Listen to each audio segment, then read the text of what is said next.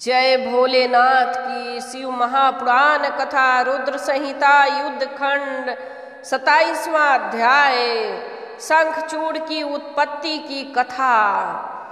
सन्नत कुमार जी बोले, हे मुने, अब आप शंकर जी का एक और चरित्र प्रेम पूर्वक सुनिए, जिसके सुनने मात्र से शंकर जी की प्रति दृढ़ भक्ति उत्पन्न हो जाती है। जो भी शिव महापुराण की कथा सुन रहे हैं, कमेंट बॉक्स में ओम नमः शिवाय लिखकर भोलेनाथ की असीम भक्ति प्राप्त करे। दुख दर्द से मनुष्य छूट जाता है, बंधनों से छूट जाता है और मुक्ति प्राप्त करता है। जय भोलेनाथ की। एक शंखचूड़ नामक दानव था, जो महावीर और देवताओं के लिए कंटक था। शिव जी ने त्रिशूल से जिस प्रकार युद्ध भूमि में उसका वध किया,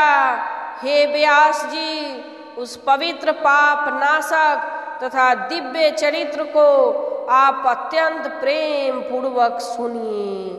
मैं आपके स्नेह से उसको कह रहा हूँ। पूर्व समय में ब्रह्मा जी के मरीचि नामक पुत्र हुए। उन मरीचि के पुत्र जो कश्यप मुनि हुए, वे बड़े धर्मशील, सृष्टिकर्ता, विद्वान तथा प्रजापति थे। दक्ष ने उन्हें प्रेम पूर्वक अपनी 13 कन्याएं प्रदान की। उनकी बहुत सी संतानें हुई, जिन्हें विस्तार से यहाँ कहना संभव नहीं। उनसे ही संपूर्ण देवता तथा चराचर जगत उत्पन्न हुआ। तीनों लोकों में उनको विस्तार से कहने में कौन समर्थ है। अब प्रस्तुत वृत्तांत को सुनिए, जो शिव लीला से युक्त तथा भक्ति को बढ़ाने वाला है। मैं उसको कह रहा हूँ, सुनिए। कश्यप की उन स्त्रियों से एक दनु नाम वाली थी, जो सुंदरी, महारूपवती, साध्वी एवं पति के सौभाग्य से संपन्न थी। उस दनु के अनेक बलवान पुत्र थे। हे मुने, विस्तार के भय से मैं उनके नामों का यहाँ नहीं बता रहा हूँ। उनमें एक विप्रचित नाम वाला दानव था, जो महाबली और पराक्रमी था। उसका दंभ नामक पुत्र धार्मिक, विष्णु भक्त तथा जितेंद्रिय हुआ। उसे कोई पुत्र नहीं था, इसलिए वह चिंताग्रस्त रहता था। उसने शुक्राचार्य को गुरु बनाकर उनसे कृष्ण मंत्र प्राप्त करके पुष्कर क्षेत्र में 1,00,000 वर्ष पर्यंत घोर तपस्या की। उसने दृढ़ता पूर्वक आसन लगाकर दीर्घ काल तक कृष्ण मंत्र का जप किया।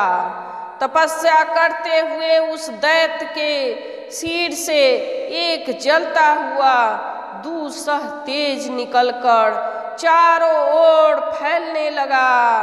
उस तेज से सभी देवता, मुनि एवं मनुगण संतप्त हो उठे और इंद्र को आगे कर वे ब्रह्मा जी के शरण में गए। उन लोगों ने संपूर्ण संपत्तियों के दाता ब्रह्मा जी को प्रणाम करके उनकी स्तुति की और व्याकुल होकर अपना वृत्तांत विशेष रूप से निवेदन किया। उसे सुनकर ब्रह्मा भी उन देवताओं को साथ लेकर उसे पूर्ण रूप से विष्णु से कहने के लिए वैकुंठ गए। वहां जाकर सबकी रक्षा करने वाले त्रिलोकेश विष्णु को हाथ जोड़कर प्रणाम करके विनम्र होकर वे सब उनकी स्तुति करने लगे।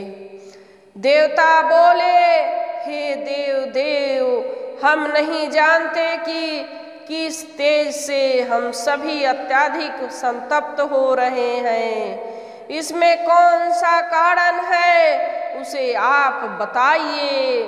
हे दीन बंधु, आप संतप्त अपने सेवकों की रक्षा करने वाले हैं। हे रमानाथ, आप सबको शरण देने वाले हैं। हम शरणागतों की रक्षा कीजिए, रक्षा कीजिए। सनत कुमार जी बोले, ब्रह्मादि देवताओं की यह बात सुनकर शरणागत वत्सल भगवान विष्णु भी हंसते हुए प्रेम पूर्वक कहने लगे। विष्णु जी बोले, हे देवताओं, आप लोग निश्चित तथा शांत रहिए और भयभीत न होइए। प्रलय काल अभी उपस्थित नहीं हुआ है और न कोई उपद्रव ही होने वाला है। मेरा भक्त दंध नामक दानव तप कर रहा है, वह पुत्र चाहता है, इसलिए मैं उसे वरदान देकर शांत कर दूंगा। सनत कुमार जी बोले, हे मुने, विष्णु जी के ऐसा कहने पर ब्रह्मा आदि वे सभी देवता धैर्य धारण कर पूर्ण रूप से स्वस्थ होकर अपने अपने निवास स्थान को चले गए। भगवान विष्णु भी वर देने के लिए पुष्कर क्षेत्र में गए, जहाँ वह दंभ नामक दानव तप कर रहा था। वहाँ जाकर विष्णु ने अपने मंत्र का जप करते हुए उस भक्त को संतावना देते हुए मधुर वाणी से कहा, वर मांगो। तब विष्णु का यह वचन सुनकर तथा उन्हें अपने सामने खड़ा देखकर उसने महाभक्ति से उन्हें प्रणाम किया तथा बार बार उनकी स्तुति की। दंभ बोला, हे देव देव, हे कमल लोचन, हे रमानाथ, हे त्रिलोकेश, आपको प्रणाम है। मेरे ऊपर कृपा कीजिए।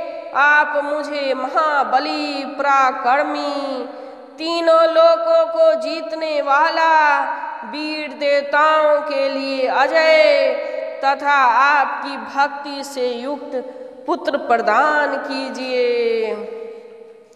सनत कुमार जी बोले, हे दानवेंद्र के इस प्रकार कहने पर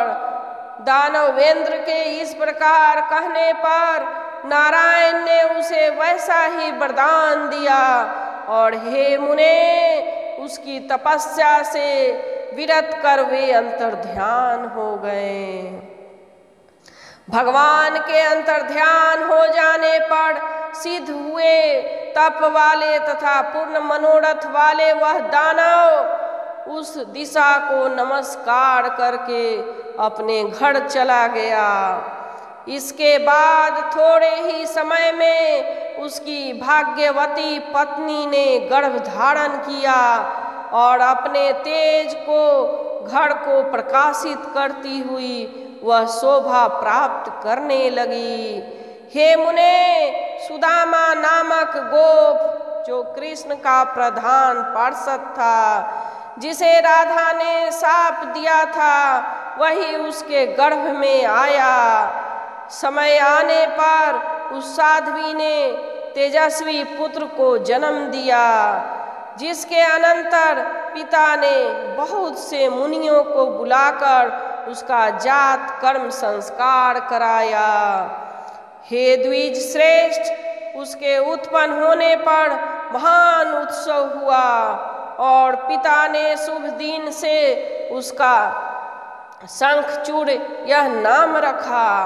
वह शंखचूड़ पिता के घर में शुक्ल पक्ष के चंद्रमा के समान बढ़ने लगा। बाल्य अवस्था में ही विद्या का अभ्यास कर अत्यंत तेजस्वी हो गया। वह अपने बाल क्रीड़ा से माता पिता के हर्ष को नित्य बढ़ाने लगा। वह सभी को प्रिय और अपने कुटुंबियों को विशेष प्रिय हुआ। जय भोलेनाथ की शिव महापुराण कथा।